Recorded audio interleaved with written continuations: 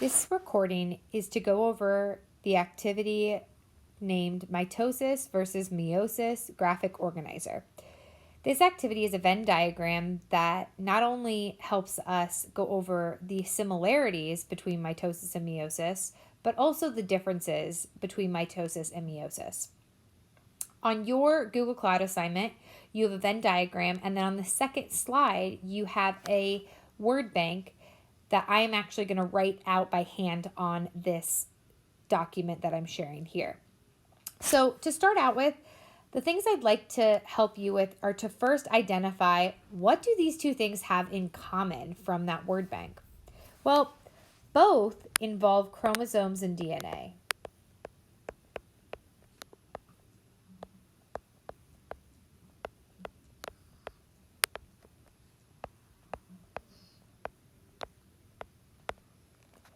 They also both start with one cell.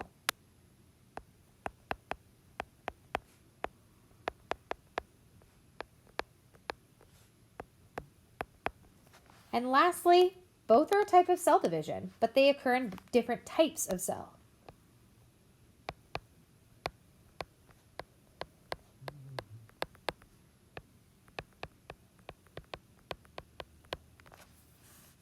So those are just general similarities between these two processes, not including the steps that look very similar throughout. Now what I want to start with is talking about how many times do cells divide in mitosis versus meiosis.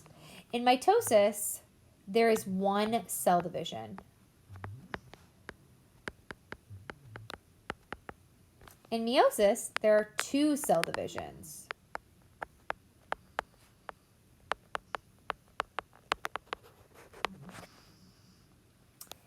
In mitosis, this occurs in body cells or somatic cells. And because it occurs in body cells, it's going to make body cells.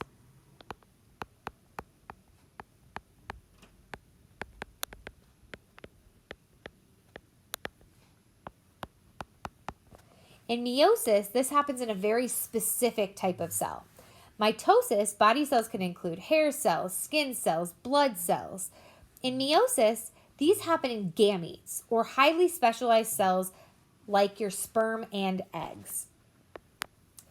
So these are used to create gametes for sexual reproduction.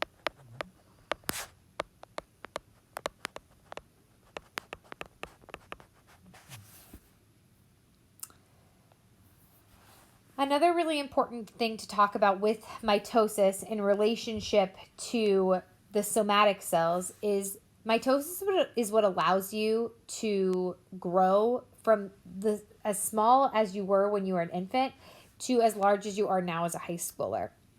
It also allows you to repair things when you become injured. So in mitosis, it is used for growth and repair of body tissues.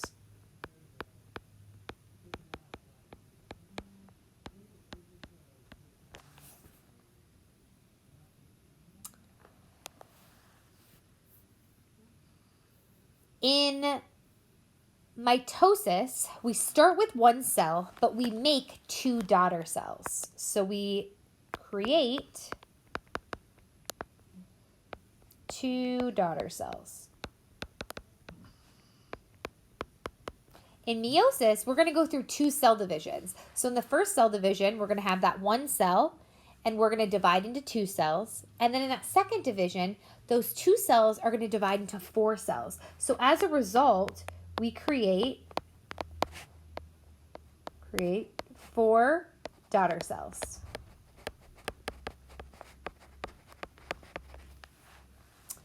And those four daughter cells are haploid, or 1N.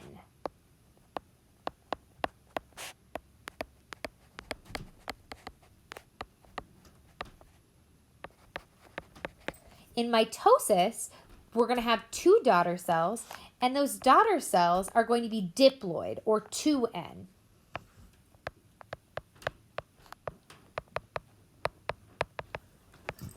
2N.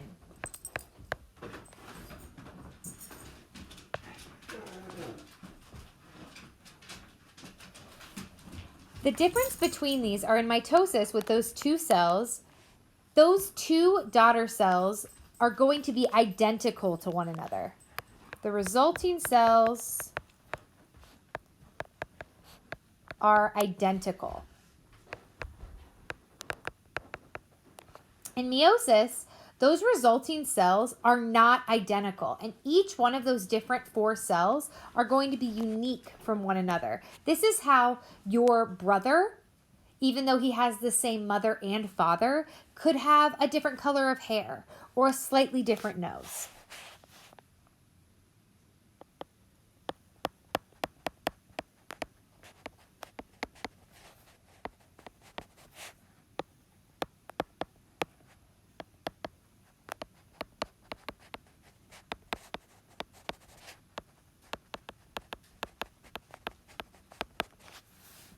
And last but not least, in meiosis, we're going to have crossing over.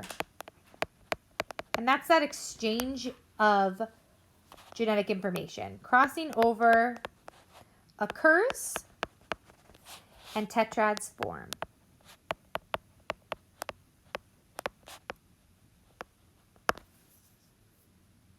I hope this helps. Thanks, guys.